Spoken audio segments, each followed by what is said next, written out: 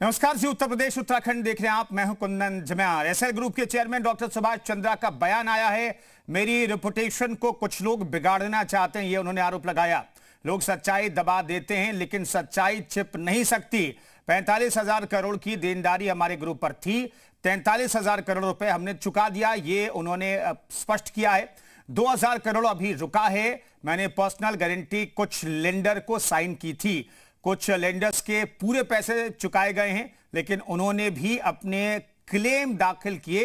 हम एक एक पैसा चुकाने के लिए तैयार हैं। बुजुर्गों ने यही सिखाया है, जिससे लिया है उसको देना है। ग्रुप के कैपिटल को मेरी निजी संपत्ति बताई गई है। कुछ खबरों में यह उन्होंने आरोप लगाया है।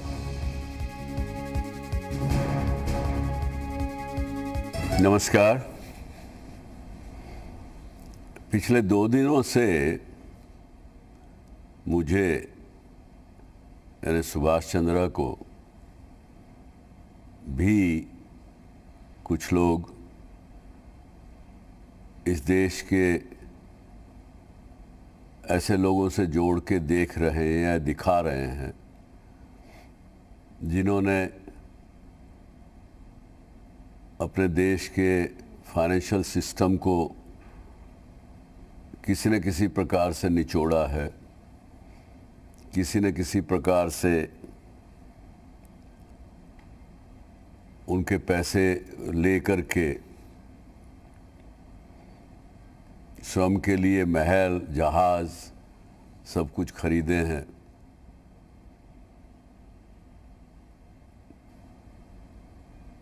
लेकिन मुझे पता है और मुझे विश्वास है,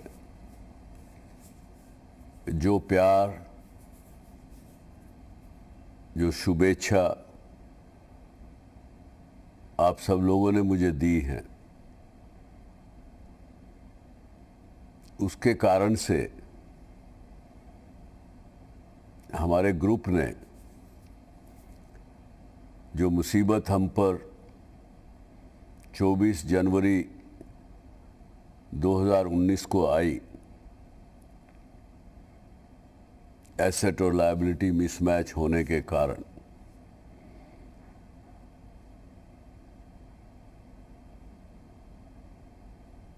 और उस दिन मैंने अपने मन से, मेरे लोगों के कहने के बावजूद भी मैंने एक ओपन लेटर सब आप लोगों को लिखा, देश के सिस्टम को लिखा, बैंकिंग सिस्टम को भी लिखा। और उसमें कहा मैंने कि मैंने कुछ गलतियां की हैं। शायद मैं पहला ही व्यक्ति था जिसने अपनी गलतियां मानी, मुझे नहीं लगता, और शायद आखिरी अब तक के इतिहास में मैं ही अकेला व्यक्ति हूं जिसने अपनी गलतियां मानी हैं। दूसरा कोई कॉरपोरेट वाला व्यक्ति ने, मैंने तो नहीं देखा कि किसी ने गलती मानी हो।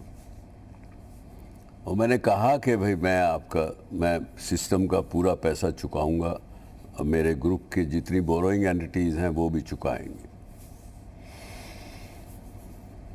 और वो किया हम लोगों ने। वो मैंने सभी बोरोइंग एंटिटीज़ को फोर्स करके करवाया।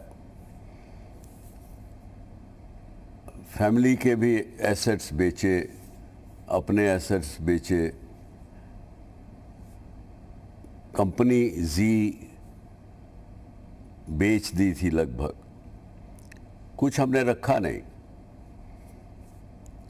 अपने घर तक को गिरवी किया, लेकिन सबका पैसा चुकाया। लेकिन बहुत से लोगों को ये अच्छा नहीं लग रहा, क्योंकि एक उदाहरण बन जाएगा कि एसएल ग्रुप ने, सुभाष चंद्रा और उसकी फैमिली ने सब कुछ सबका चुकाया, अपना बेच के भी चुकाया। उन लोगों को अच्छा नहीं लग रहा जिन्होंने नहीं चुकाया। तो तब से ही ये बातें चली आ रही हैं, और ये केवल अभी जो एनसीएलटी में हुआ उसके बारे में मैं अभी बताऊंगा आपको 1 मिनट में। तो सच्चाई सही से नहीं बता रहे हैं आप लोगों को। हमने कल एक प्रेस रिलीज इशू किया, उसमें कुछ तथ्य सामने रखे हैं, लेकिन मैं सोचता था कि आपसे सीधी बात भी मैं करूं, आपको सीधा बताऊं, जिससे कि आप सबका जो प्रेम मेरे प्रति है वो बना रहे। और मुझे विश्वास है, मुझे कोई परेशानी नहीं है कि मेरी जो रेपुटेशन है उसको जो लोग बिगाड़ना चाहते हैं वो इतनी आसानी से बिगड़ेगी, क्योंकि सच्चाई दोस्तों अल्टीमेटली स्टैंड करती है। भले ही आज के युग में, कलयुग में, दुनिया धन के पीछे, धन के बीच में, धन की एक ढेर में सच्चाई को दबा देते हैं, प्रयास करते हैं कि अल्टीमेटली वो सच्चाई छुप नहीं सकती। आखिरकार तो मनुष्य को अपना चेहरा खुद सवेरे शीशे में देखना होता है। मुझे पता होता है कि मैंने क्या गलत किया और क्या सही किया। तो उस दिन लगभग 45,000 करोड़ का देनदारी हमारे पूरे ग्रुप पर थी, उसमें से 43,000 करोड़ लगभग हमने चुकाया है। बाकी जो 2,000 करोड़ कहीं कंपनियों की जिनके एसेट लायबिलिटीज़ में गड़बड़ थी और थी, उस वजह से वो रुका है। ये जो विषय एनसीएलटी में हुआ तो वो केवल और केवल मैंने पर्सनल गारंटीज कुछ लेंडर्स को साइन करके दी थी, और मुझे नहीं पता क्यों, पर कुछ लेंडर्स के पूरे पैसे भी चुका दिए गए थे, लेकिन उन्होंने भी एनसीएलटी में अपने क्लेम दाखिल किए। किसी कारण से किए होंगे, होने नहीं चाहिए थे। बहुत से केसेस ऐसे हैं, ये जो टोटल क्लेम जो 22,000 करोड़ रुपया लोग बोलते हैं, केवल 3,900 करोड़ के लगभग था। और जब हमारे ग्रुप की टोटल देनदारी 45,000 की है, 42,000 उसमें से दे दिया गया, 43,000, 2,000 बचा, तो बाकी 3,900 कहाँ से आ गया? चलो खैर, जो भी है वो आया भी। इसमें से करीब 2,000 करोड़ ऐसे लोगों के हैं जिन्होंने कभी पर्सनल गारंटी इन्वोक भी नहीं की, उन्होंने भी क्लेम दाखिल किया। जो रेजोल्यूशन प्रोफेशनल कोर्ट ने लगाए थे, उन्होंने सबका क्लेम स्वीकार कर लिया। और दोस्तों, उसमें से भी 620 करोड़ का क्लेम हमने सेटल किया है। जो बोरोइंग एंटिटीज़ हैं उन्होंने कुछ 1100 करोड़ के लगभग अभी भी ऑफर लैंडर्स के पास पड़ी हुई हैं। तो हमारे ग्रुप की एंटिटीज सब लोग कमिटेड हैं हर एक का एक एक पैसा चुकाने में। और उसके डिटेल में विषय में मैं नहीं जाऊंगा, लेकिन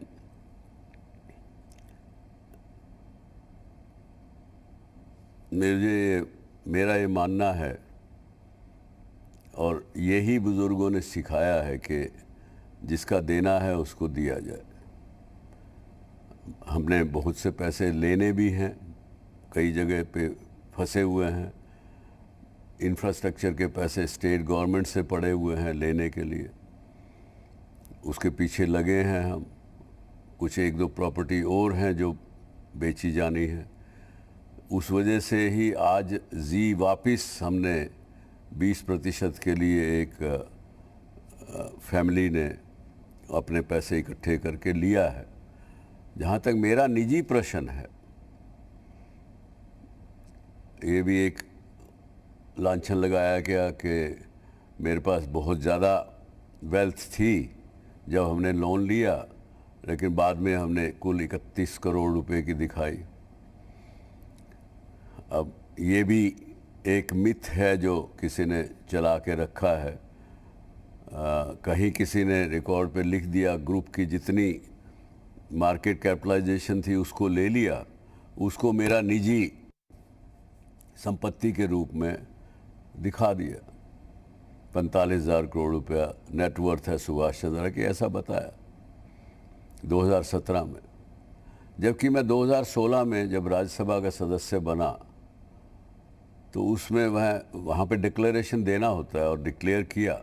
उस समय मेरी नेटवर्थ थी 39 करोड़ 339 करोड़ सम 70 lakhs और समथिंग। जब 2016 में मैं 39 करोड़ 60-70 लाख डिक्लेयर कर रहा हूँ तो 2017 में वो 45,000 करोड़ कैसे बन जाएगी? तो ये सारी चीज़ें कुछ लोगों को ठीक नहीं लग रही हैं, लेकिन अल्टीमेटली सच्चाई जो है वो प्रिवेल करेगी। मैं बल्कि आपके माध्यम से बैंकिंग सिस्टम को, आज इस देश की फाइनेंस मिनिस्टर को और बैंकिंग सेक्रेटरी इत्यादि को भी ये कहना चाहूँगा कि आप किसी इंडिपेंडेंट ऑडिटर को लगाइए, उनको इतना ही सवाल पूछिए कि भाई इस ग्रुप का जब इन्होंने पहली बार फाइनेंशियल मार्केट में डिफ़ॉल्ट किया उस समय कितना इनकी बोरोइंग थी और कितना इन्होंने अब तक पे किया। दूध का दूध पानी का पानी सामने आ जाएगा। आज मैं आपसे ठीक हंस के साधारण रूप से बात कर रहा हूँ, एक ऐसे व्यक्ति की तरह से बात नहीं कर रहा जिसका सब कुछ चला गया हो। जो आखिरी 6.5 करोड़ रुपया बचा है मेरे पास, वो भी अब इस प्लान के अनुसार पे करना पड़ेगा। एक मेरा छोटा रेजिडेंशियल मकान है, उसको मैंने पार्टली भाड़े पे दिया, उसकी इनकम से मैं अपना खर्चा चला रहा हूँ। मुझे कोई अफसोस नहीं है दोस्तों, और फिर कमाऊँगा, पायनियर हूँ, अच्छे काम नए काम करना जानता हूँ, आगे भी करूँगा। अभी तो फ़िलहाल तो एक मैंने स्विट्ज़रलैंड में मेरे मित्र हैं जो इन्वेस्टमेंट का काम करते हैं, उनके यहाँ सर्विस करने का मैंने एक प्लान किया है। डिटेल में दूंगा आपको आने वाले 1-2 हफ्ते में। उनकी इन्वेस्टमेंट भारत में और कहीं पे भी कुछ भी होगी तो वो देखूंगा, जिससे कि अपने आप को दोबारा इस्टेब्लिश कर सकूं। और आवश्यक ये भी है कि कहीं ना कहीं परिवार से 2-4 करोड़ रुपया उधार लेके उसको भी अपने किसी न किसी स्टार्टअप्स में और में लगाएंगे, जो कि आगे बढ़ सकें, आगे वापस अपना जो खोया हुआ अतीत, एक सक्सेसफुल पायनियर और जिसने नए नए बिजनेस इस देश में शुरू किए, 8,000 परिवारों को रोज़गार दिया, इस देश की इकॉनमी में कंट्रीब्यूट किया। मुझे ध्यान में आता है कि ये 50-52 साल के मेरे वर्किंग लाइफ में मैंने कम से कम फाइनेंशियल सिस्टम को 60-70 हज़ार करोड़ का ब्याज दिया होगा, लेकिन कमाया भी, आगे भी बढ़े। जो व्यक्ति 17 रुपये लेके निकला, एक समय में इस देश का one of the richest top 10% में भी नाम आया, मुझे उसका कोई अफसोस नहीं है। और आज सब कुछ चला गया, उसका कोई दुख नहीं है। तो मैं केवल और केवल आपको यही रिक्वेस्ट करूँगा कि आप किसी की बहकावे में मत आइए। गलत व्हाट्सएप और सोशल मीडिया पे दुनिया भर की बातें मेरे बारे में जो कही जा रही हैं, उनको वेरीफाई करिए। और मैं आपको अधिकार देता हूं कि आप मुझे, मेरा तो सब कुछ ओपन है, मुझे मेल करिए, आपके प्रश्न मेरे से पूछिए सीधा, मैं आपको जवाब दूंगा। इसके साथ ही आपने अपना अटेंशन मुझे दिया, मेरी इस वीडियो को, इस स्टेटमेंट को दिया, उसके लिए मैं आपका बहुत बहुत आभारी हूं। आपका प्यार ऐसे ही बना रहे। धन्यवाद। जय हिंद। एसएल ग्रुप के चेयरमैन डॉक्टर सुभाष चंद्रा को आप सुन रहे थे। उन्होंने वीडियो संदेश जारी करके जो भी फेक न्यूज़ फैलाई जा रही है सोशल मीडिया के जरिए, उस पर उन्होंने अपनी बात रखी है। बहुत गलत है, क्योंकि ठीक है वो कंपनी में रहे, कंपनी में कहीं ना कहीं रिलेशन रहा होगा, बट वो सेपरेट चीज है। ये जो 6.5 करोड़ की जो कहानी है, ये उनकी असेट से रिकवरी है।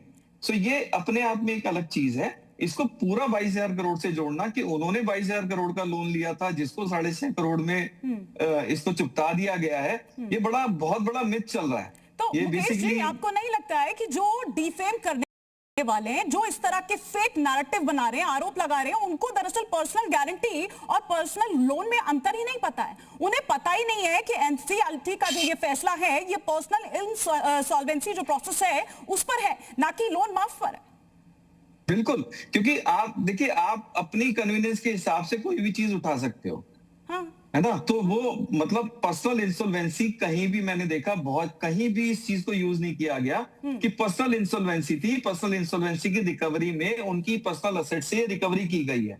और सबसे बड़ी बात है, 22,000 करोड़ का लोन अभी खत्म थोड़ी हुआ है। क्रेडिटर्स ने पर्सनल इंसॉल्वेंसी के प्लान को, जिसमें 81% थे वोट के साथ, इसको उन्होंने अप्रूव किया पर्सनल इंसॉल्वेंसी को। तो वो 22,000 करोड़ तो अभी भी स्टैंड कर रहा है। उसके लिए अलग से जो कमिटी ऑफ क्रेडिटर्स है, वो सारे मिलके जो फैसला करेंगे वो करेंगे। और जो असली बोरोवर्स है, लेकिन मुकेश जी, जो असली बोरोवर्स हैं, जो कंपनी है, वो अभी भी अपना जो देनदारी है उसको देने के लिए लायबल है।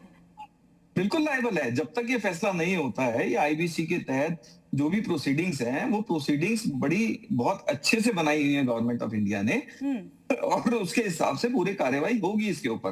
बट इसको उसके साथ जोड़ना मुझे लगता है बहुत ही ज्यादा मतलब अजीब सी बात है कि पर्सनल को आप पूरी कंपनी के साथ जोड़ के देख रहे हैं। और काफी, मैंने पूरा बयान सुना सुभाष जी का, उन्होंने बहुत अच्छे से सारी चीजें बिल्कुल खोल के बताई हैं।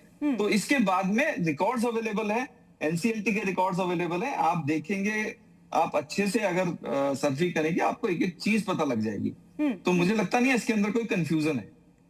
उन्होंने साफ तौर पर कहा, यहाँ पर उन्होंने कहा कि भाई 45,000 करोड़ की जो देनदारी थी वो थी, इसमें 43,000 करोड़ रुपया जो कि चुका दिया गया है, बकाया बचा 2,000 करोड़। फिर ये 3,995 का आंकड़ा कहां से आ गया? ये देखिए, ये जो 3,900 करोड़ का आंकड़ा है, ये बेसिकली अभी इसका पूरा, जब तक पूरा रिकॉर्ड नहीं आएगा तब तक नहीं समझ में आएगा। लेकिन हाँ, इतना जरूर है कि इंसॉल्वेंसी पर्सनल अलग है और कॉर्पोरेट अलग है, दोनों को एक साथ जोड़ के देखना बहुत गलत है। ठीक है, ठीक है, बहुत शुक्रिया मुकेश जी।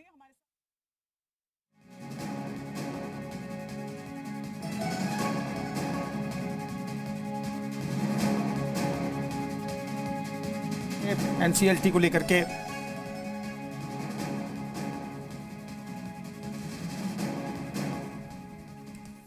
झूठ फैलाया गया और 2016 में डॉक्टर चंद्रा ने संसद में अपनी नेट वर्थ 39 करोड़ 8.08% यहाँ पर जो है वो बताई। अब क्या झूठ फैलाया गया और सच दरअसल क्या है, ये हम आपको इस माध्यम से बता रहे हैं। एनसीएलटी ने डॉक्टर सुभाष चंद्रा की रीपेमेंट प्लान को मंजूरी दी, ये झूठ फैलाया गया। जबकि सच क्या है, डॉक्टर सुभाष चंद्रा ने किसी लेनदार से 1 रुपये का लोन भी नहीं लिया है, उसको अपने वक्तव्य में उन्होंने स्पष्ट किया। अब दावा क्या किया गया झूठ फैलाने का? बैंकों ने डॉक्टर सुभाष चंद्रा का खुद 22,000 करोड़ रुपए का व्यक्तिगत कर्ज दिया था।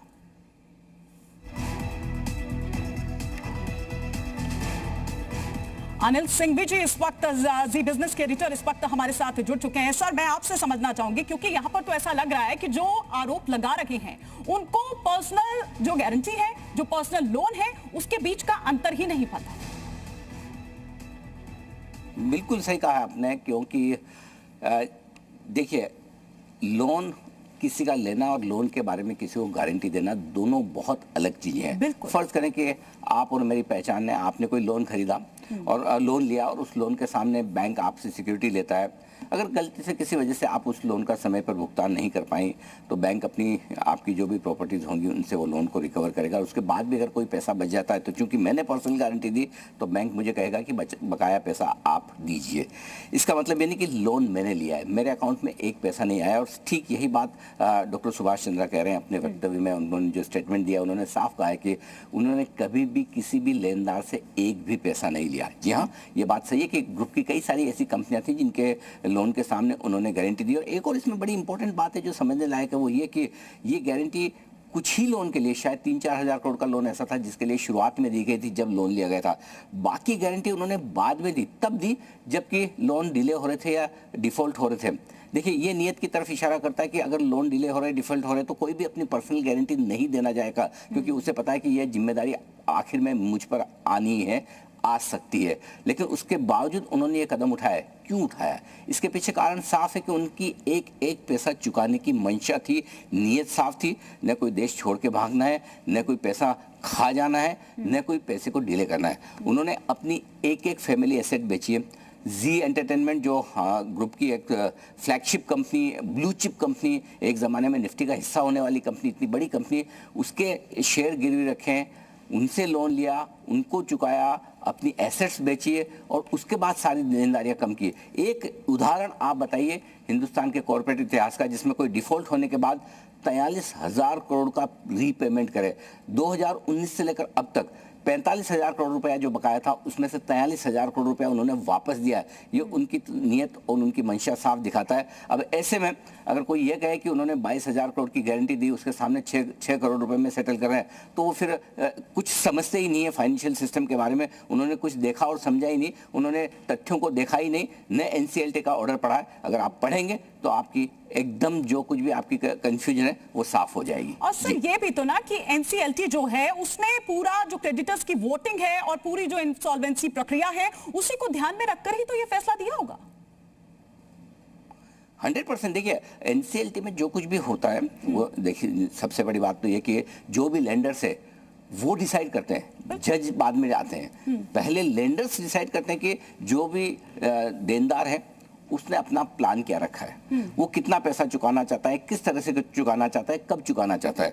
सारे लेंडर्स उसे देखते हैं, कमिटी ऑफ क्रेडिटर्स उसे देखती है। ठीक है, इतना पैसा आप चुकाएंगे, इसी समय पे चुकाएंगे। कुछ सहमत होंगे, कुछ सहमत नहीं होंगे। लेकिन अगर 81% लेंडर्स सहमत हुए हैं और उसके बाद आरपी ने, जो रिजोल्यूशन प्रोफेशनल है, उसने ये प्लान पास किया है, इसका मतलब क्लियर कट है कि 81% लेनदार ये चाहते हैं कि ये प्लान सही है और उसे पास करना चाहिए। पूरी प्रोसेस फॉलो की गई और उसके बाद जजेस ने अपनी बेंच में ये फैसला दिया है। जी। और सर ये भी तो ना, जिस 81% क्रेडिटर्स की आप यहाँ पर बात कर रहे हैं, ये भी तो संभव नहीं है ना कि जो क्रेडिटर्स है उन्होंने 6.5 करोड़ सिर्फ इसलिए स्वीकार कर लिए क्योंकि जो भी अवेलेबल जो एसेट्स है या फिर रिकवरी की जो वास्तविक संभावना है वो उससे भी कम है एक्चुअल में। बिल्कुल नहीं। देखिए, आपको हर वक्त ये देखना होता है एज ए लेंडर भी कि किस चीज़ की किस तरह की रिकवरी हो सकती है और कितनी हो सकती है। आपके सामने आपके पास क्या एसेट्स हैं या जिनसे रिकवरी करनी है उनकी क्या एसेट्स है, वो सारी चीज़ों को ध्यान में रख के एक निर्णय लिया जाता है। ऐसा नहीं कि एक कोई भी एडहॉक आप निर्णय ले लें। एक प्रोसेस है, एक रूल रेगुलेशन की एक किताब बनी हुई है जिसके हिसाब से एनसीएलटी चलता है। और आप देखिए, कोई भी ऐसा एक प्रीवियस कोई एग्जाम्पल उठा के बता दीजिए जिसमें इतना पैसा डिफॉल्ट होने के बाद में वापस चुकाया गया हो। एक एक एसेट बेचकर 45,000 करोड़ में से 43,000 करोड़ अगर वापस सिस्टम में आया है, ये बहुत बड़ी बात है। डॉक्टर सुभाष चंद्रा ने साफ अपने वक्तव्य में एक बात और खास कही जो जानने समझने लायक है। अब तक उन्होंने अपने 50 साल के करियर में करीबन 60 से 70 हजार करोड़ रुपए का ब्याज भी दिया है बैंकिंग सिस्टम को। ऑफ कोर्स सामने पैसा लिया, लोन लिया, उस पैसे को यूज भी किया, लेकिन उसके बावजूद बैंकिंग सिस्टम को इतनी कमाई हुई है 60-70 हजार करोड़ की। तो इसका मतलब ये नहीं कि उन्होंने अपनी तरफ से कोई रिपेमेंट देने की कोशिश न की गई हो, लोन के भुगतान की कोशिश नहीं की हो। पूरी कोशिश की गई है और पूरी तरह से इसमें नियमों का पालन किया गया है। तो इसलिए तथ्यात्मक रूप से या जो भी एक फेक नैरेटिव चलाया जा रहा है, जिस तरह के आरोप लगाए जा रहे हैं, वो दरअसल तथ्यात्मक रूप से सही नहीं है। और सर, एक सवाल ये भी कि दरअसल 22,000 करोड़ का जो कर्ज है उसको लिखने की बजाय या उसको कहने की बजाय ये स्पष्ट करना चाहिए कि ये पर्सनल गारंटर प्रोसीडिंग्स में एडमिटेड क्लेम्स हैं और जो बोरोवर्स हैं, जो कंपनीज हैं, वो अभी भी लायबल हैं अपनी देनदारी के लिए अभी भी। Absolutely, absolutely, absolutely. देखिए, आप एक बात समझिए, सिंपल सी चीज़ है। अगर 22,000 करोड़ के लोन 6 करोड़ में सेटल होंगे और अगर वो गलत तरीके से होंगे, आपको क्या लगता है क्या सारा सिस्टम समझ नहीं रहा है? क्या सारे सिस्टम नहीं देख रहे हैं? क्या लगता है आपको एनसीएलटी में लोगों को नहीं पता है, बैंकर्स को नहीं पता, लेंडर्स को नहीं पता, एनसीएलटी की बेंच को नहीं पता? उन सबको पता है, उनको पता है कि अगर इस तरह की चीज होगी तो सवाल उठेंगे। इसीलिए लोगों ने क्या किया है, पूरे मीडिया ने, और स्पेशली सबसे बड़ी बात है कि बिजनेस मीडिया में जो लोग समझदार हैं, जो एनसीएलटी की प्रोसेस को जानते समझते हैं, उनको भी शर्म आनी चाहिए कि वो इस तरह से इस मुद्दे को सेंसेशनल करके उठा रहे हैं कि जैसे 22,000 करोड़ का लोन 6 करोड़ में सेटल हो गया। कोई भी नहीं करेगा। आपको अगर किसी से 22,000 करोड़ लेने हो तो आप भी 6 करोड़ में सेटल नहीं करेंगे, मैं भी नहीं करूंगा। वो एक पूरी प्रोसेस, अगर आप जो अमाउंट ही 4,000 करोड़ का है बकाया, उसको आप 22,000 करोड़ करके दिखा दें और फिर कहें कि 6 करोड़ में सेटल हो गया। अच्छा, अब मजे की बात देखिए, जो 4,000 करोड़ का बकाया, उसमें से भी करीबन 625 करोड़ का तो पेमेंट हो चुका, 1100 करोड़ के आसपास के सेटलमेंट का ऑफर हो चुका है। तो मुश्किल से मैटर पूरा 2,000 करोड़ से ज्यादा का तो है ही नहीं। लेकिन बताया ऐसे जा रहा है कि 22,000 करोड़ का लोन सिर्फ 6 करोड़ में देके छूट जाए। उल्टा, एक्चुअली मैं बताऊं, जिस तरह से नैरेटिव बनाया जा रहा है सोशल मीडिया में, मीडिया में, लोगों को उल्टा ये गुमराह करने की कोशिश की जा रही है कि आप भी अगर इतना बड़ा लोन ले तो ऐसे छूट जाएंगे। ये फैक्ट नहीं है, ये सच नहीं है। सच ये है कि एनसीएलटी की पूरी प्रोसेस के माध्यम से अमाउंट निकल कर आया है, और ये सिर्फ सुभाष चंद्रा जी की जो अपनी पर्सनल गारंटी के सामने उनकी जो लायबिलिटी है, उसमें से वो अपने पर्सनल पैसे देकर चुका रहे हैं। इसे दोनों में फर्क समझना बहुत जरूरी है, जो लोग समझ नहीं पा रहे हैं। और सर, यही कारण है कि वो पूरी प्रक्रिया पे ही इस तरह से सवाल उठा रहे हैं। लेकिन जो लोग हैं, आम लोग सर, वो टेक्निकल टर्म्स नहीं जानते हैं। इसलिए जब हम वो 81% क्रेडिटर्स की आप यहाँ पर बात कर रहे हैं, उस रेजोल्यूशन प्लान की आप बात कर रहे हैं जो पक्ष में आया है, इट मीन्स कि इस तरह के आरोप लगाकर तो आप उस पूरे प्रोसेस पर, उस पूरी प्रक्रिया पर सवाल उठा रहे हैं। एब्सोल्युटली। मैं आपको एक सिंपल सा सवाल पूछता हूँ, अगर 2019 जनवरी 2 जो भी अपने लोन के रिपेमेंट करने हैं, मैं इस वक्त नहीं कर पा रहा हूँ, उन्होंने एक तरह से अपने आप को डिफॉल्ट घोषित किया। उसके बाद से लेकर अब तक करीबन 43,000 करोड़ रुपए उन्होंने चुकाए हैं। 45,000 करोड़ रुपए देने थे। क्या लगता है आपको, जिस आदमी को 45,000 करोड़ रुपए देने हैं और जो 43,000 करोड़ चुका दे, वो 2,000 करोड़ नहीं चुकाएगा? इतना तो छोटा अमाउंट बाकी रखेगा? अल्टीमेटली इतने सालों से जो प्रोसेस चल रही है, लीगल प्रोसेस चल रही है, केसेस चल रहे हैं, एनसीएलटी की प्रोसेस चल रही है, उस प्रोसेस में कहीं कहीं जाकर आपका फुल स्टॉप आएगा। अब आप उसमें कोई एक किसी दिन का कोई अमाउंट पकड़ कर, आज का कोई अमाउंट पकड़ के अगर आप ये कह दें कि बस यही फाइनल है और उसको आप एकदम सेंसेशन बनाने की कोशिश करें, ये गलत है। इसका मतलब ये कि आप पूरी प्रोसेस से सवाल उठा रहे हैं। इसी प्रोसेस में 50 केस, सैकड़ों केस सेटल हुए हैं अभी तक, जिस प्रोसेस में ये भी हुआ है। सो इसमें कहीं कोई प्रोसेस के साथ कॉम्प्रोमाइज नहीं किया गया है। पूरी प्रोसेस एनसीएलटी की निगरानी में हुई है, जजेस ने देखा है, और उसके बाद ये सारा का सारा किया गया है। दिक्कत की बात यह है कि कई सारे लोग ऐसे हैं जिन्हें पास में पैसे चुकाने थे, उन्होंने 2 आसान तरीके ढूंढे। एक आसान तरीका है देश छोड़ के भाग जाए, दूसरा आसान तरीका है हाथ खड़े कर दे, हम तो नहीं चुकाएंगे। डॉक्टर सुभाष चंद्रा ने तीसरा तरीका चुना, जो मुश्किल वाला था। एक एक एसेट बेचूंगा, औने पौने दाम में बेचूंगा, कम भाव में भी बेचूंगा, और जब आपको पता हो कि आपको कोई चीज बेचनी है और मजबूरी में बेचनी, तो आप जानते हैं सामने वाला उसका कितना पैसा देगा, आधा देगा, 1/4 देगा, बहुत मुश्किल से देगा। ये सारी कंडीशन के बावजूद उन्होंने ये सब करके अपनी एक एक एसेट बेच के 43,000 करोड़ रुपए चुकाए हैं। तो वो आदमी 2,000 करोड़ रुपए क्यों नहीं चुकाएगा? इतनी सी बात है। अगर ये किसी के समझ में आ जाए तो ठीक, नहीं समझ में आए तो फिर आप सोशल मीडिया पे जो फेक नैरेटिव्स चल रहे हैं वो देखेंगे, उसके हिसाब से आप अपना मन बना लेंगे, हेडलाइंस बनाएंगे, उसका कोई इलाज नहीं। गलत परसेप्शन बना दिया और पर्सनल गारंटर और जो प्रिंसिपल बोरोवर है उसके बीच का फर्क ही मिटा दिया आपने। चलिए वो भी ठीक है, मान लो कि आपने पर्सनल गारंटी दी, उसकी वजह से आप कहते हैं कि चलो गारंटी, लेकिन आप ये तो देखिए सिस्टम में पैसे कितने आए। हाँ। कोई एक एग्जांपल बताइए जिसने डिफॉल्ट होने के बाद 43,000 करोड़ रुपए सिस्टम को चुकाए हो, जो देश छोड़ के नहीं गया हो, या जिसने हाथ नहीं खड़े किए कि नहीं मैं तो नहीं दूंगा, मेरे पास है नहीं, बढ़िया मैं हाथ खड़े कर दूं, क्यों देना है, किसका देना है, क्या कर लेंगे। अब डिफॉल्ट आप 1 रुपए के लिए करें, 1,000 या 1,00,000 करोड़ के लिए करें, डिफॉल्ट तो डिफॉल्ट है। लेकिन वो आसान रास्ता नहीं चुनकर डॉक्टर सुभाष चंद्र ने कहा मैं एक एक पैसे का भुगतान करूंगा। और आज भी जब उन्होंने स्टेटमेंट दिया तो यही बात कही है कि मेरा जो भी पैसा बाकी है, मैं अब भी अगर कोई भी बाकी रहेगा मैं उसे चुकाऊंगा, मैं कहीं भाग के नहीं जाने वाला हूं, फिर से शुरुआत करूंगा, फिर से खड़ा होऊंगा और फिर से वापस से अपना एक मुकाम बनाऊंगा। इससे ज्यादा आपको और क्या चाहिए? एग्जैक्टली। और सर असल सवाल क्या ये नहीं होना चाहिए, बजाय उन पर ये ठप्पा लगाए 22,000 करोड़ का, कि इतनी बड़ी कॉर्पोरेट लेंडिंग आखिर हुई कैसे? भाई ऐसा है कि आप आके समझा देना, जिसको लगता है कि 22,000 करोड़ रुपए नहीं चुकाए या 22,000 करोड़ का लोन 6 करोड़ में सेटल कर दिया, आके कैलकुलेशन समझा दे, बता दे किस तरह से। और डॉक्टर चंद्रा ने तो साफ कहा है अपने स्टेटमेंट में, आखिर में कहा है जिस किसी को कोई भी सवाल है सीधा उन्हें ईमेल करे, वो सीधा जवाब देंगे। वो तो, और आप जानते हैं जितना डॉक्टर चंद्रा को वो भागने वालों में है नहीं, वो सामने से खड़े होकर जवाब देना जानते हैं। जिस किसी की इच्छा है पूछे उनसे सीधा सवाल, वो जवाब भी देंगे और जवाब देने को तैयार भी है। जो आदमी सिंपल सी चीजें 43,000 करोड़ रुपए सिस्टम में लौटा सकता है, जो 60 से 70,000 करोड़ रुपए का ब्याज भर सकता है, उसको कोई 2,000 करोड़ रुपए के लिए कहीं मुंह छुपाने की या भागने की जरूरत बिल्कुल कहीं दूर दूर तक नहीं है। बहुत शुक्रिया सर हमारे साथ जुड़ने के लिए। जी बिजनेस के मैनेजिंग एडिटर आनंद सिंह भेजी हमारे साथ जुड़े हुए थे, लेकिन इस मुद्दे को जी न्यूज के मैनेजिंग एडिटर राहुल सिन्हा ने स्पेशल शो डीएनए में भ्रम और तथ्य को विस्तार से समझाया है। देखिए। डीएनए मित्रों, विंस्टन चर्चिल का मानना था एक आधा सच झूठ के ब्रह्मांड में सबसे बड़ा और सबसे खतरनाक हथियार है। यह भी सच है कि बौद्धिक बेईमान बहुत ही शातिराना अंदाज में इस हथियार का इस्तेमाल करते हैं। मैं चाहूंगा ये जो कोटेशन हमने लिखी है इसे आज आप पूरा फुल फ्रेम लेकर आइए, एक बार इसको आप देखिए, पढ़िए और समझिए जो विंस्टन चर्चिल है उन्होंने क्या कहा था। एक आधा सच झूठ के ब्रह्मांड में सबसे बड़ा और सबसे खतरनाक हथियार है।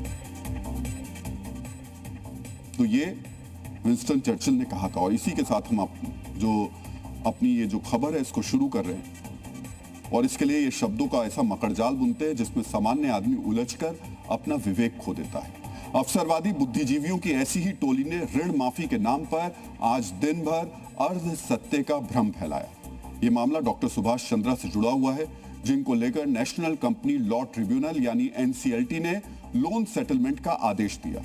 उस आदेश को बिना पढ़े, उसकी सत्यता को बिना परखे एक घोषित भ्रष्टाचारी ने अपनी कुंठा व्यक्त की और फिर देश के बौद्धिक भ्रष्टाचारियों ने उसे आगे बढ़ाना शुरू कर दिया। मित्रों, कुछ मीडिया प्लेटफॉर्म्स तथ्य को सही तरीके से नहीं रख रहे हैं। उनकी हेडलाइंस के जरिए भ्रम फैलाया जा रहा है।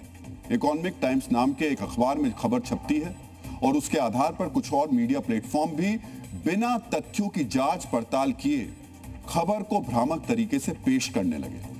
कहने लगे कि डॉक्टर सुभाष चंद्रा के 22,000 करोड़ रुपए से अधिक के कर्ज को महज 6.5 करोड़ रुपए में सेटल कर दिया गया, और भी कई बेसिर पैर की बातें की गई। इसके आधार पर सोशल मीडिया पर भी झूठ फैलाया जाने लगा। विजय माल्या जैसा भगौड़ा भी प्रवचन देने लगा। विजय माल्या की बातों को तथ्य मानकर कुछ बुद्धिजीवी भी प्रवचन देने लगे। इतना ही नहीं, इन कही सुनी बातों के आधार पर विपक्ष के नेता राहुल गांधी भी तथ्यहीन बातें करने लगे। आज हम आपको भ्रम और तथ्य के बीच का अंतर बताएंगे। आपको जानना चाहिए कैसे एक अफवाह को सुनियोजित ढंग से आगे बढ़ाया गया। लेकिन सबसे पहले आपको जानना चाहिए कि एनसीईआरटी के लोन सेटलमेंट ऑर्डर पर तथ्य क्या है। तथ्य यह है कि डॉक्टर चंद्रा ने किसी भी लेनदार से 1 रुपए का लोन भी नहीं लिया है। एसएल ग्रुप की कुछ कंपनियों ने उधार लिया था, जिसके लिए डॉक्टर सुभाष चंद्रा ने केवल पर्सनल गारंटी दी थी। ये गारंटी लेनदारों को भरोसा देने के लिए दी गई थी, क्योंकि उनका इरादा था कि पैसे का भुगतान करना है। उनकी पर्सनल गारंटी की वजह से यह मामला एनसीएलटी में गया। उन पर लेनदारों के सिर्फ 3,992 करोड़ रुपए की पर्सनल गारंटी का क्लेम है। 22,000 करोड़ रुपए के लोन की गारंटी की बात बिल्कुल गलत है। इसमें से 620 करोड़ का क्लेम सेटल भी हो चुका है। इसके अलावा लेनदारों को 1,063 करोड़ रुपए के सेटलमेंट का ऑफर दिया जा चुका है। इस तरह यह मामला करीब 2,000 करोड़ का है, जिसे मीडिया में 22,000 करोड़ का बताया जा रहा है। सोचिए आप, 24 जनवरी 2019 तक कंपनियों पर करीब 45,000 करोड़ रुपए का बकाया था। पर्सनल गारंटी के सामने अब तक 43,000 करोड़ रुपए का भुगतान हो चुका है। बाकी 2,000 करोड़ रुपए के लिए भी प्रक्रिया जारी है। भारत के इतिहास में ऐसे कम ही मामले हैं जब एनसीएलटी में मामला जाने के बाद भी इतनी बड़ी रकम चुकाई गई। 45,000 करोड़ में से 43,000 करोड़ रुपए का भुगतान कर दिया गया।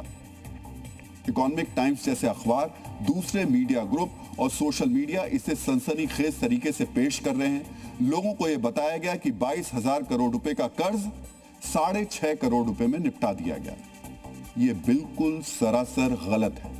सच्चाई यह है कि जो लोग ऐसा प्रचारित कर रहे हैं उन्होंने एनसीएलटी के ऑर्डर को पढ़ा नहीं है, तथ्यों को समझा नहीं है। एक और झूठा तथ्य प्रचारित किया जा रहा है कि डॉक्टर सुभाष चंद्रा की नेटवर्थ 2017 में 45,000 करोड़ रुपए के करीब थी, लेकिन यह भी उसी तरह का झूठ है जैसे सेटलमेंट का मामला बताया गया। मीडिया और सोशल मीडिया पर इस मामले में भी बिना तथ्य जाने रिपोर्टिंग की गई। सच्चाई यह है कि 2016 में संसद में डॉक्टर चंद्रा ने अपनी नेटवर्थ 39 करोड़ 8 लाख रुपए बताई थी। सोचिए, संसद में बताई थी ये। ऐसे में 2017 में 45,888 करोड़ रुपए की नेटवर्थ का दावा सरासर गलत है। एसएल ग्रुप की सभी कंपनियों के मार्केट कैप को नेटवर्थ मानकर 45,888 करोड़ का दावा किया गया, यानी एसएल ग्रुप की मार्केट वैल्यू को डॉक्टर चंद्रा की नेटवर्थ बताकर पेश किया जा रहा है। एनसीएलटी के ऑर्डर्स को कोई भी ध्यान से पढ़ेगा तो उसे समझ में आ जाएगा कि मामला क्या है। बहुमत से एनसीएलटी ने यह फैसला दिया है, लेकिन इसके बाद भी झूठ के सहारे यह दुष्प्रचार किया जा रहा है। मित्रों, जब यह मामला इंसॉल्वेंसी में गया था तब डॉक्टर सुभाष चंद्रा ने एक भावनात्मक पत्र लिखा था। इसमें उन्होंने स्पष्ट रूप से कहा था कि सबका एक एक पैसा चुकाऊंगा, मैं कहीं नहीं जा रहा।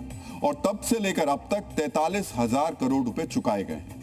24 जनवरी 2019 को लिखी गई उस चिट्ठी का एक अंश आज मैं आपको पढ़कर सुना देता हूं। डॉक्टर चंद्रा ने उस समय लिखा था, इस संदेश के जरिए मैं अपने सम्मानित फाइनेंशियल सपोर्टर्स से दिल से माफी मांगना चाहता हूं। मैंने हमेशा अपनी गलतियों को सबसे पहले माना है और हम अपने फैसलों के लिए हमेशा जवाबदेह रहे हैं और आज भी ऐसा ही करूंगा। अपने 52 साल के करियर में पहली बार मुझे अपने बैंकर्स, एनबीएफसीज और म्यूचुअल फंड से माफी मांगनी पड़ रही है, क्योंकि मेरा मानना है कि अच्छी नियत के बावजूद मैं उनकी उम्मीदों पर खरा नहीं उतर पाया। इसके आगे उन्होंने लिखा, मैं ये नहीं कह रहा हूं कि मेरी तरफ से कोई गलती नहीं हुई है और हमेशा की तरह मैं इसके नतीजों का सामना करने के लिए तैयार हूं। मैं आपको यकीन दिलाता हूं कि मैं असल मुद्दे से भाग नहीं रहा हूं और हर एक व्यक्ति का पैसा लौटाने की पूरी कोशिश करूंगा। इस चिट्ठी को उन्होंने इन शब्दों के साथ खत्म किया था, मैं फिर से दोहराना चाहता हूं कि जब तक उधार देने वालों का सारा बकाया नहीं चुका दिया जाता तब तक एक भी रुपया अपने पास रखने का मेरा कोई इरादा नहीं है। इन लाइंस के साथ में उन्होंने इस पत्र को खत्म किया। इसके लिए जो उन्होंने बात कही, इसके लिए उन्होंने अपने कई एसेट्स भी बेच दी, कई संपत्तियों को औने पौने दाम पर बेच दिया, लेकिन अपने वादे पर कायम रहे। इसलिए अगर कोई ये कहता है कि उन्होंने पैसे नहीं चुकाए तो वो झूठ बोलता है। सही नियत के साथ लगभग सारा पैसा चुकाया गया है, लेकिन लोग अपनी सुविधा के हिसाब से इसे सनसनीखेज बनाते हैं और यह दिखाने की कोशिश करते हैं कि बैंकों का बड़ा पैसा डूब गया। अगर 45,000 करोड़ में से 43,000 करोड़ रुपए चुका दिए गए तो क्या किसी को शक होना चाहिए? एनसीएलटी के ऑर्डर में इन सारी बातों का जिक्र है। 81% लेनदारों ने इस योजना को मंजूरी दी है, तब भी यह विवाद खड़ा किया जा रहा है। अब समझिए कि भ्रम क्या है और तथ्य क्या है। भ्रम यह फैलाया गया कि डॉक्टर सुभाष चंद्रा ने लोन लिया था, जबकि सच्चाई यह है कि उन्होंने 1 रुपए का भी लोन नहीं लिया, केवल पर्सनल गारंटी दी थी। भ्रम यह फैलाया गया कि 22,000 करोड़ के लोन की गारंटी दी, जबकि तथ्य यह है कि उन्होंने सिर्फ 3,992 करोड़ रुपए की गारंटी दी थी। भ्रम यह फैलाया गया कि डॉक्टर चंद्रा ने अपनी नेटवर्थ 45,888 करोड़ रुपए बताई थी, जबकि डॉक्टर चंद्रा ने संसद में बताया था कि उनकी नेटवर्थ 39 करोड़ 8 लाख रुपए है। जो लोग एनसीएलटी के फैसले में झूठ की मिलावट कर भ्रम फैला रहे हैं, उनके लिए भगोड़ा विजय माल्या आज नायक बन गया है, हीरो बन गया है। वो भूल गए कि भगोड़ा विजय माल्या भारतीय बैंकों को सैकड़ों करोड़ रुपए का चूना लगाकर कानून से बचने के लिए फरार हो गया था। भारतीय समय के मुताबिक आज सुबह 3:30 पर विजय माल्या ने सोशल मीडिया पर एक पोस्ट किया। अब जो मैं आपको न्यूज वॉल पर दिखा रहा हूं, उसे बहुत ध्यान से देखिए। ये विजय माल्या है, भगोड़ा है, हर कोई जानता है किस तरीके से ये पैसा लेकर के भागा है। और 3:30 पर आज इस भगोड़े विजय माल्या ने एक पोस्ट किया। अब इस भगोड़े विजय माल्या की पोस्ट को लाइक और रीपोस्ट करने वालों में देश के कई सो कॉल्ड जर्नलिस्ट हैं। बड़े अफसोस की बात है। तथाकथित कुछ पत्रकार हैं, कई बुद्धिजीवी हैं, कई जाने माने चेहरे हैं। सोचिए, ये इनके लिए हीरो है। वो विजय माल्या जो देश का पैसा लेके भाग गया, वो इन तमाम लोगों के लिए हीरो है, इसलिए उसके जो सोशल मीडिया पर पोस्ट आई उस पर लाइक करने में ये बहुत व्यस्त हो गए, और इतने व्यस्त हो गए कि इन्होंने ये भी सोचने की जहमत नहीं उठाई कि तथ्य क्या है, सच क्या है। सोचिए कैसे लोग हैं जिन्होंने अपनी तर्क शक्ति का पिंडदान कर एक भगौड़े को नायक मान लिया, रोल मॉडल मान लिया। उस भगौड़े को जिसने देश के बैंकिंग सिस्टम को हजारों करोड़ का नुकसान पहुंचाया, ये कथित बुद्धिजीवी भूल गए कि ईडी की 2025-26 एनुअल रिपोर्ट के मुताबिक विजय माल्या की किंगफिशर एयरलाइंस से जुड़े मामले में 6,777 करोड़ रुपए का बैंक फ्रॉड हुआ। बैंकों से किंगफिशर एयरलाइंस के लिए पैसे लिए गए, लेकिन इस पैसे को दूसरे खातों में ट्रांसफर कर दिया गया। ईडी ने माल्या पर मनी लॉन्ड्रिंग जैसे गंभीर आरोप लगाए। स्पेशल कोर्ट ने 5 जनवरी 2019 को विजय माल्या को फ्यूजिटिव इकोनॉमिक ऑफेंडर घोषित किया है। इससे पहले भी प्रोक्लेम्ड ऑफेंडर घोषित किया जा चुका है। एफएटीएफ की इंडिया जो इवोल्यूशन भी इन दोनों स्थितियों का उल्लेख करती है। ब्रिटेन की कोर्ट ने दिसंबर 2018 में माल्या को भारत प्रत्यर्पित करने का आदेश दिया, लेकिन कानूनी दांवपेच अपनाकर माल्या भारत आने से बचता रहा। सोचिए ऐसे भगौड़े और फ्रॉड करने वाले के भी फैंस हमारे भारत में मौजूद हैं। ऐसे व्यक्ति को आज हीरो जैसा दर्जा दिया जा रहा है। सोचिए इन कथित बुद्धिजीवियों का कितना पतन हो चुका है। इन्हें फिर से यह जानना चाहिए कि डॉक्टर सुभाष चंद्रा ने 24 जनवरी 2019 को एक ओपन लेटर लिखा था। इस लेटर में उन्होंने कहा था कि मैं वित्तीय संस्थानों से किए गए कर्ज की पाई पाई चुकता करूंगा। उन्होंने कहा था मैं भारत में ही रहूंगा और वो भारत में ही हैं। सबका कर्ज चुकाया है। सोचिए जो आदमी कानूनी प्रक्रिया का सामना करने के बजाय देश छोड़कर भाग गया, जिसने बैंकों का 1 रुपया भी चुकता नहीं किया, अपने देश के कुछ बुद्धिजीवी अब उसकी प्रशंसा कर रहे हैं। मतलब अब ऐसे लोगों को क्या कहा जाए, ये आप खुद तय कीजिए। डीएनए मित्रों, किसी खबर में अगर 22,000 करोड़ रुपए का आंकड़ा लिख दिया जाए तो क्या सिर्फ इस एक नंबर से पूरी कहानी समझी जा सकती है? क्या हेडलाइन में बड़ा आंकड़ा देखकर यह मान लिया जाए कि उतनी ही रकम किसी एक व्यक्ति की देनदारी है?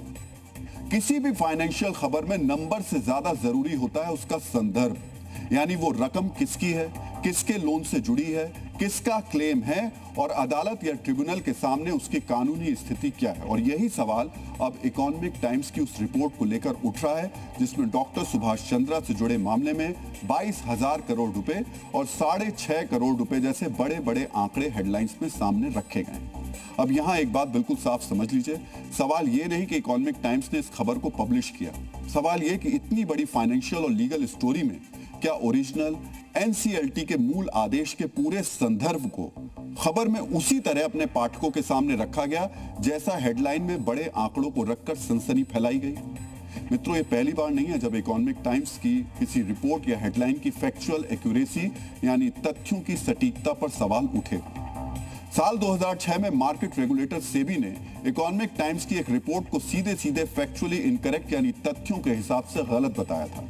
ईटी ने दावा किया था कि दिसंबर 2006 में 7 साल में पहली बार एक भी एफआईआई यानी विदेशी निवेशक सेबी में रजिस्टर नहीं हुआ, लेकिन सेबी ने कहा कि इस दौरान 31 नए एफआईआई रजिस्टर हुए थे। मतलब खबर में दिया गया दावा ही गलत निकला और सेबी ने यह भी कहा कि ईटी ने खबर छापने से पहले उससे पुष्टि नहीं की थी।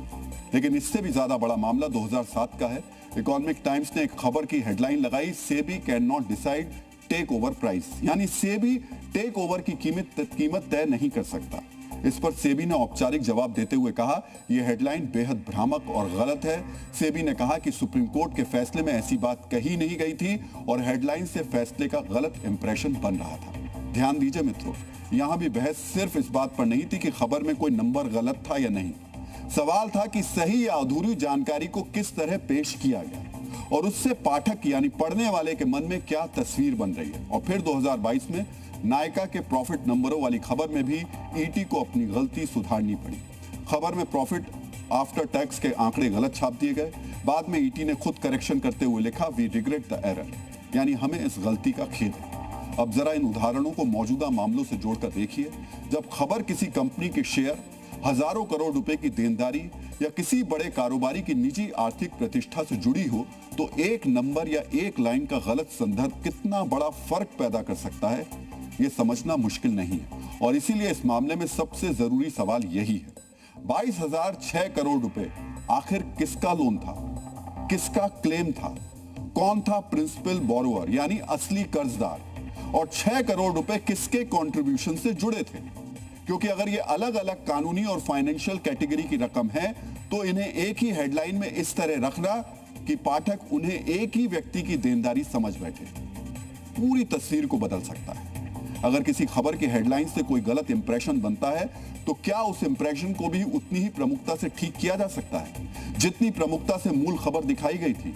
क्योंकि मित्रों, खबर सिर्फ नंबरों का खेल नहीं है, ये सनसनी फैलाना भी नहीं है, बल्कि ये अपने दर्शकों, अपने पाठकों के प्रति बड़ी जिम्मेदारी लेकर भी, जिसका पालन करने में इकोनॉमिक टाइम्स पूरी तरह नाकाम रही। मित्रों, ऐसा नहीं कि सभी मीडिया ग्रुप ने इकोनॉमिक टाइम्स की तरह ही बेसिर पैर की खबर छापी हो। आर्थिक पत्रकारिता में एक और बड़ा नाम है बिजनेस वर्ल्ड। बिजनेस वर्ल्ड ने भी इस खबर की पड़ताल की, उन्होंने तथ्यों को समझा, पूरी छानबीन की और इसके बाद रिपोर्ट लिखी। इनके संस्थान में पढ़े लिखे लोग काम करते हैं। पूरी जानकारी जुटाने, एक एक तथ्य को समझने के बाद इन्होंने रिपोर्ट बनाई, इसलिए इनकी रिपोर्ट पर आप 100% यकीन कर सकते हैं। बिजनेस वर्ल्ड ने साफ साफ लिखा, 22,000 करोड़ रुपए की बात पूरी तरह गलत है। जो लोग सही ढंग से अंगणित नहीं समझ सकते उन्होंने इस तरीके की हेडलाइन लिखी, और ये बात सच में है। ये बड़ी दिक्कत है हमारी पत्रकारिता के क्षेत्र में। पढ़ने लिखने वाले लोग जो है ना, उनकी बहुत कमी है। और आज तो मैं जो देख रहा हूँ, अपने कई परिचित लोगों को भी देख रहा हूँ, सालों से मीडिया में साथ में काम कर रहे हैं, पर आज उनको देखकर भी अफसोस हुआ कि पढ़ने लिखने की शायद जो उनकी परंपरा थी वो कम हो गई, कमजोर हो गई, पढ़ना लिखना बंद कर दिया। इस तरीके की हेडलाइन लिखी, उसके बाद सोशल मीडिया ने पूरी इस खबर को गलत ढंग से उठाया। बिजनेस वर्ल्ड ने आसान भाषा में पूरी खबर तथ्यों के साथ बताई है। उसने इस खबर को लेकर फैलाए जा रहे झूठ को भी उजागर किया। मित्रों, लोकसभा में नेता प्रतिपक्ष राहुल गांधी ने भी सोशल मीडिया पर पोस्ट किया। अपनी पोस्ट में उन्होंने एनसीएलटी पर सवाल उठाए। राहुल गांधी ने कोई जानकारी नहीं जुटाई, बस सोशल मीडिया पर चल रही एक पोस्ट को उठाया और नई पोस्ट लिख दी। यानी उन्होंने भी इकोनॉमिक टाइम्स और भगौड़े विजय माल्या की ही बातों पर भरोसा कर लिया, तथ्य पर नहीं गए, रिसर्च नहीं की। वो चाहते तो अपनी टीम को कहते कि पहले पड़ताल कर लो, फिर मुझे सोशल मीडिया पर पोस्ट करने के लिए लाइन लिखकर दे देना। लेकिन उन्होंने भी वही किया जो भगौड़े विजय माल्या ने किया, जो इकोनॉमिक टाइम्स ने किया। मित्रों, राहुल गांधी लोकसभा में विपक्ष के नेता हैं, देश के बड़े नेता हैं, इसलिए हमें उनसे उम्मीद रखते थे कि वो कुछ भी लिखने से पहले जांच करते, तथ्य जुटाते, लेकिन उन्होंने ये बुनियादी काम भी नहीं किया। यहाँ हम बताना चाहेंगे कि डॉक्टर सुभाष चंद्रा ने 2016 में संसद में ही बताया था कि मेरी संपत्ति 39 करोड़ 8 लाख रुपए है। बाद में गलत तरीके से उनकी संपत्ति 45,888 करोड़ बताई गई। सोचिए, अगर राहुल गांधी संसद के रिकॉर्ड ही देख लेते तो वो इस झूठ का शिकार नहीं हुए होते। उन्होंने ऐसा नहीं किया। वैसे राहुल गांधी ने ये पहली बार नहीं किया है, इससे पहले भी राहुल गांधी पर इसी तरीके के जो भ्रम है फैलाने के आरोप लगते रहे हैं। खास बात यह है कि वो भ्रम फैलाते हैं, तथ्य इधर उधर घुमाते हैं और उसके बाद शांत हो जाते हैं। अप्रैल 2019 में राहुल गांधी ने सुप्रीम कोर्ट के आदेश को इस तरह पेश किया जैसे उनके राजनीतिक नारे चौकीदार चोर है को कोर्ट ने स्वीकार कर लिया। सुप्रीम कोर्ट ने ऐसा नहीं कहा था। 8 मई 2019 को उन्होंने कोर्ट में अनकंडीशनल जो माफी है वो मांगी। नवंबर 2022 में राहुल गांधी ने भारत जोड़ो यात्रा के दौरान एक वीडियो साझा किया। इसमें दावा किया गया कि 151 ट्रेनें, रेलवे स्टेशन और अस्पतालों का निजीकरण कर दिया गया है। पीआईबी फैक्ट चेक में ये बात गलत निकली। 8 मार्च 2024 को राहुल गांधी ने कहा, क्या आपने कोई स्टार्टअप देखा है? लेकिन पार्लियामेंट्री डेटा के अनुसार 31 दिसंबर 2023 तक देश में 1,17,254 स्टार्टअप्स मौजूद थे। इनमें 12 लाख से ज्यादा लोगों को सीधे नौकरियां मिली। फरवरी 2025 में राहुल गांधी ने भारत चीन विवाद पर पूर्व army chief general MM Naravane के बयान का हवाला दिया। अगले दिन रक्षा मंत्री राजनाथ सिंह ने आधिकारिक क्लैरिफिकेशन में कहा कि राहुल गांधी ने जिन शब्दों को आर्मी चीफ से जोड़ा वो आर्मी चीफ ने कभी कहे ही नहीं थे। अब सोचिए कितने दुर्भाग्य की बात है कि लोकसभा में नेता प्रतिपक्ष भी जो भ्रम फैलाए जा रहे हैं, जो अफवाह फैलाई जा रही हैं, उसी में शामिल होकर के उसको गति दे रहे हैं।